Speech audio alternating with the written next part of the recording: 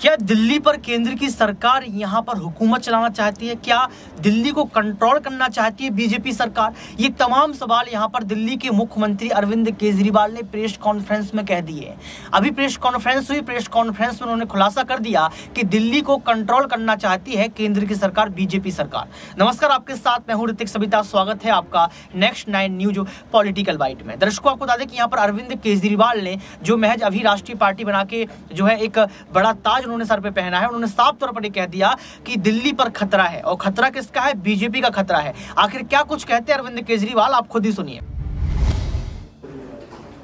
आज National Capital Civil Services Authority की पहली मीटिंग हुई, लेकिन ये निर्णय पहला नहीं था, मैं थोड़ा सा उस पर एक्सप्लेन करूंगा। पहली मीटिंग हुई, ये पूरा का पूरा जो ऑर्डिनेंस है, पहले हमें समझना पड़ेगा इस ऑर्डिनेंस के ज़रिए केंद्र सरकार ने किस तरह से शातिर तरीके से दिल्ली में 3 बार चुनाव हारने के बाद दिल्ली सरकार के ऊपर कब्जा करने की कोशिश की है। उन्होंने कई ऐसे प्रोविजंस इसके अंदर लिखे हैं, अध्यादेश के अंदर, जिसके ज़रिए मंत्री और मुख्यमंत्री, जो चुनी हुई सरकार है, जो चुनी हुई कैबिनेट है, उसके ऊपर हर जगह इन्होंने एक अफसर को बिठा दिया। अब डिपार्टमेंट्स में मंत्री की नहीं चलेगी, अफसर की चलेगी। अफसर को मंत्री का बॉस बना दिया। कैबिनेट के अंदर कैबिनेट की नहीं चलेगी, चीफ सेक्रेटरी की और एलजी की चलेगी, उसके ऊपर उन्होंने चीफ सेक्रेटरी को बिठा दिया। एक ये कहने को एक अथॉरिटी बना दी। अथॉरिटी के अंदर 2 अफसर केंद्र सरकार के होंगे और एक मुख्यमंत्री होगा, तो इसके अंदर मुख्यमंत्री के ऊपर 2 अफसरों को बिठा दिया। तो हर जगह इन्होंने अफसरशाही को सारा कंट्रोल दे दिया और अफसरशाही केंद्र सरकार कंट्रोल करेगी। अफसरों के ऊपर केंद्र सरकार का कंट्रोल होगा, सर्विसेज के जरिए और विजिलेंस के जरिए। तो एक तरह से केंद्र सरकार दिल्ली सरकार को अफसरों के जरिए चलाना चाहती है। हमारा देश एक जनतंत्र है, भारत एक जनतंत्र है, और संविधान, भारत का संविधान की मूल आत्मा यही है कि हम एक जनतंत्र हैं। जनता सरकार चुनती है और उस सरकार को काम करने के सारे अधिकार होते हैं, और वो सरकार, चुनी हुई सरकार, अफसरों के जरिए काम करती है। वो अफसर चुनी हुई सरकार को रिपोर्ट करते हैं। ये शायद दुनिया के इतिहास में पहली बार भारतीय जनता पार्टी ने ऐसा षड्यंत्र रचा है कि अब अफसर जो है वो चुनी हुई सरकार के ऊपर होंगे। क्यों? क्योंकि उन अफसरों के ऊपर केंद्र सरकार का कंट्रोल है। केंद्र सरकार उन अफसरों को कंट्रोल करती है, किसी को भी ट्रांसफर कर सकती है, किसी को सस्पेंड कर सकती है। कि अफसरों के ऊपर केंद्र सरकार का कंट्रोल है और अफसर जो है वो मंत्रियों के ऊपर बैठेंगे। तो जैसे किसी भी डिपार्टमेंट में मंत्री जो है वो अगर कोई आदेश देगा तो अफसर डिसाइड करेगा कि आदेश सही है कि गलत है। अगर अफसर को लगता है कि आदेश सही नहीं है, अगर वो, तो ये बहाना मार के कि वो अफसर आदेश सही नहीं है, वो अफसर आदेश मानने से इनकार कर सकता है। सरकार कैसे चलेगी ऐसे? हम मान लो कहते हैं कि 2 स्कूल बनाने, अफसर कहते हैं नहीं, इस दिल्ली में स्कूलों की ज़रूरत नहीं है। अगर अफसर लिख दे फाइल पे दिल्ली में स्कूलों की ज़रूरत नहीं है, तो स्कूल नहीं बनेंगे। हम मान लो कहते हैं कि मोहल्ला क्लिनिक 100 और बनने चाहिए। चुनी हुई सरकार कहती है, हम तो जनता में घूमते हैं, हम कहते हैं भाई जनता मांग रही है इस इलाके में करोल बाग में एक मोहल्ला क्लिनिक बनाओ। अफसर कहता है नहीं, करोल बाग में मोहल्ला क्लिनिक की ज़रूरत नहीं है, बस फिर मोहल्ला क्लिनिक नहीं बनेगा। हम कहते हैं यहाँ पे पानी गंदा आ रहा है, अफसर लिख देता है पानी ठीक आ रहा है, बस पानी ठीक आ रहा है, फिर अफसर ने लिख दिया पानी ठीक आ रहा है। फिर हम कहते हैं यहाँ पे गंदगी बहुत ज़्यादा हो गई है, अफसर कहता है नहीं गंदगी नहीं है, सही है, तो बस फिर सही है। तो ये अफसर को पावर दे दी। कैबिनेट जितने निर्णय लेगी, कैबिनेट मतलब सुप्रीम बॉडी, चुनी हुई सरकार की सुप्रीम बॉडी, जिसमें सारे मंत्री होते हैं, मुख्यमंत्री उसका अध्यक्ष होता है। तो कैबिनेट जो भी निर्णय लेगी, वो निर्णय सही है कि गलत है, ये चीफ सेक्रेटरी डिसाइड करेगा। तो चीफ सेक्रेटरी डिसाइड करेगा कैबिनेट ने निर्णय सही लिया कि गलत लिया, और फिर वो एलजी को रिकमेंड करेगा। एलजी उस पे कैबिनेट के किसी भी निर्णय को पलट सकता है। ये तो संविधान में भी नहीं दे रखा कि एलजी किसी भी निर्णय को पलट सकता है। इन्होंने नया एक संविधान बदल दिया। और ये अथॉरिटी बनाई है कि अथॉरिटी के अंदर मुख्यमंत्री बैठेगा, मुख्यमंत्री के सर पे 2 अफसर बैठेंगे। तो ये एक बहुत बड़ा षड्यंत्र है। अथॉरिटी की जो मीटिंग है, अथॉरिटी कितना फ्यूटाइल एक्सरसाइज है इससे आप समझ सकते हो। ये पहली मीटिंग हुई, इसके पहले एक फाइल आई मेरे पास 15 दिन पहले, लास्ट वीक ऑफ मई में। उस फाइल में वो एक ऑफिसर को सस्पेंड करना चाहते थे। उसको फाइल को पढ़ने के बाद मेरी 3-4 क्वेरीज थी, क्लैरिफिकेशंस थे। तो मैंने फाइल पे लिखा कि ये 3-4 मेरे क्लैरिफिकेशंस हैं और इनका जवाब दिया जाए। उसके बाद मैं बताऊंगा कि मीटिंग किस दिन होगी, कितने बजे होगी और कहाँ होगी। वो 3 या 4 क्लैरिफिकेशंस क्वेश्चंस मैंने लिख के फाइल पे भेजे। वो फाइल मेरे पास फिर वापस नहीं आई, वो फाइल सीधे एलजी के पास चली गई। और उस फाइल पे लिखा गया कि अथॉरिटी के 3 मेंबर में से 2 मेंबर्स की सहमति हो गई है, 1 मेंबर की सहमति नहीं है, इसीलिए इसको अप्रूव कर। तो वो तो हमेशा ही उन दोनों की सहमति है, वो तो दोनों केंद्र सरकार के ऑफिसर्स हैं और मैं ही उसमें अकेला हूं। तो मतलब मैं अगर कोई उस मीटिंग के अंदर क्वेरी भी करता हूं, क्लैरिफिकेशन भी मांगता हूं, तो मेरी क्लैरिफिकेशन के जवाब भी देने की जरूरत नहीं है।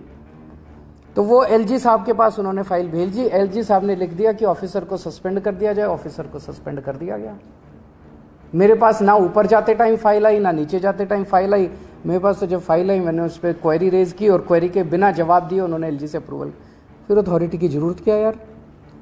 तो ये दिखाता है, ये सारी चीजें हम सुप्रीम कोर्ट लेके जाएंगे और हमें पूरी उम्मीद है, सुप्रीम कोर्ट से भी उम्मीद है और सारी पार्टियों से भी उम्मीद है कि अगर सुप्रीम कोर्ट में भी मिलेगी, राहत मिलेगी, और अगर राज्यसभा में, संसद में बिल आता है तो उसको जीतने नहीं देंगे।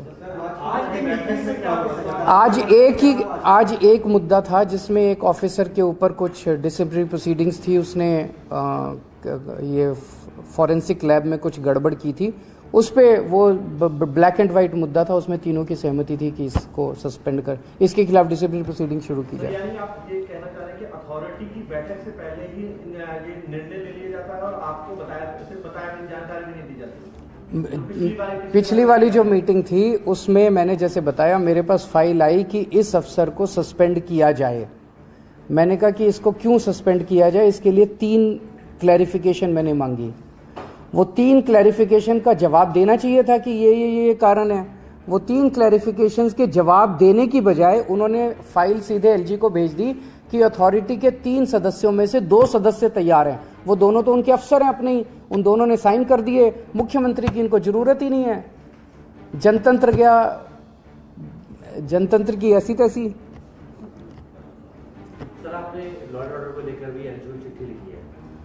पूरे दिल्ली के अंदर पहली बार हो रहा है जो इतने बड़े संडे का दिन था ना, शायद संडे को 4 मर्डर एक साथ दिल्ली के अंदर हुए। पूरे, मैं लोगों से मिलता रहता हूँ, दिल्ली के लोगों के मन में दहशत है और मैंने एलजी साहब को लिखा है कि कुछ करें। एलजी साहब भी करें, अमित शाह जी भी करें, दोनों मिलके दिल्ली के लॉ एंड ऑर्डर को सुधारें।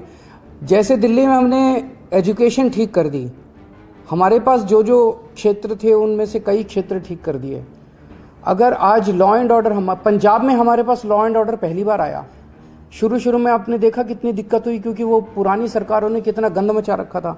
आज पंजाब लॉ एंड ऑर्डर के मामले में दिल्ली में टॉप के 1-2, इंडिया टुडे का शायद सर्वे आया था, टॉप के स्टेट्स में माना जाता है। लॉ एंड ऑर्डर इतना शानदार कर दिया हम लोगों ने पंजाब के अंदर। दिल्ली में अगर लॉ एंड ऑर्डर हमें दे दिया जाए, अगर पुलिस का कंट्रोल हमें दे दिया जाए दिल्ली के अंदर, देखिए हम कितना अच्छा लॉ एंड ऑर्डर करके दिखाते हैं। तो एलजी साहब को मैंने लिखा, पहले थाना लेवल कमिटीज होती थी हर विधानसभा के अंदर, हर थाने के ऊपर। उस थाना लेवल कमेटी का अध्यक्ष होता था लोकल एमएलए और उसके नीचे आरडब्ल्यूएस होती थी, उसमें काउंसलर्स होते थे सारे उस इलाके के, उसमें वहाँ के प्रबुद्ध नागरिक होते थे। महीने में एक बार ये कमेटी मिला करती थी। इस कमेटी को रिवाइव करने की ज़रूरत है। 2013 में जब से हमारी सरकार बनी 15 में, तब से ये थाना लेवल कमेटी को डिसबैंडल कर दिया गया था। इसको दोबारा रिवाइव करना चाहिए।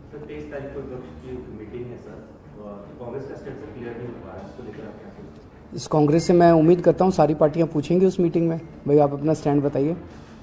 और मैं समझता हूँ कि सबसे पहला, उस मीटिंग का सबसे पहला एजेंडा होगा अध्यादेश।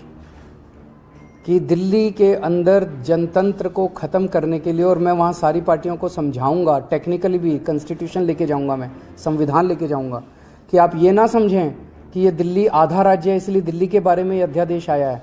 ये अध्यादेश तमिलनाडु में भी आ सकता है, ये अध्यादेश महाराष्ट्र में भी आ सकता है, वेस्ट बंगाल में भी आ सकता है, पंजाब में भी आ सकता है। कंकरेंट लिस्ट की जितने सब्जेक्ट्स हैं, केंद्र सरकार अगर इसी तरह का अध्यादेश लाती है तो फुल स्टेट्स के अंदर भी कंकरेंट लिस्ट के सब्जेक्ट्स को वो ख़त्म कर सकती है। इलेक्ट्रिसिटी हो गया, एजुकेशन हो गया, कई सारे सब्जेक्ट्स हैं कंकरेंट लिस्ट के अंदर जिनको इस किस्म का अध्यादेश लाके फुल स्टेट्स के अंदर ख़त्म किया जा सकता है। तो सुना आपने इस वीडियो को सुनने के बाद आपको पता लग गया होगा कि किस तरीके से यहाँ पर नरेंद्र मोदी पर हमलावर हुए। अरविंद केजरीवाल कंट्रोल की बात कर दी, और अरविंद केजरीवाल पहले भी ये कह चुके हैं कि भारत देश में तानाशाही बढ़ रही है और इस तानाशाही राजा ने भारत देश में जो है एक अलग ही तस्वीर बना दी है, जो तस्वीर डरी हुई तस्वीर है। इसके पहले अरविंद केजरीवाल ने कहा था कि हमारे जो राजा हैं वो अपना इतिहास बनाने में लगे हैं। इसके पहले अरविंद केजरीवाल ने कहा था कि पीएम नरेंद्र मोदी की डिग्री कहाँ है, यानी कि एक के बाद एक बड़े बयान जो है अरविंद केजरीवाल पीएम नरेंद्र मोदी को देते रहते हैं, क्योंकि अभी आप देख सकते हैं कि विपक्षी एकता को लेकर बातें की जा रही हैं, महागठबंधन को लेकर बातें की जा रही हैं। तो ये कहा जा रहा है कि अरविंद केजरीवाल सुर्खियों में रहने के लिए केंद्र की सरकार को घेर रहे हैं। लेकिन अरविंद केजरीवाल की बातों में कितनी सच्चाई है, आप कमेंट बॉक्स में जरूर बताएं। आज के लिए सिर्फ इतना ही। देखते रहिए नेक्स्ट 9 न्यूज पॉलिटिकल बाइट।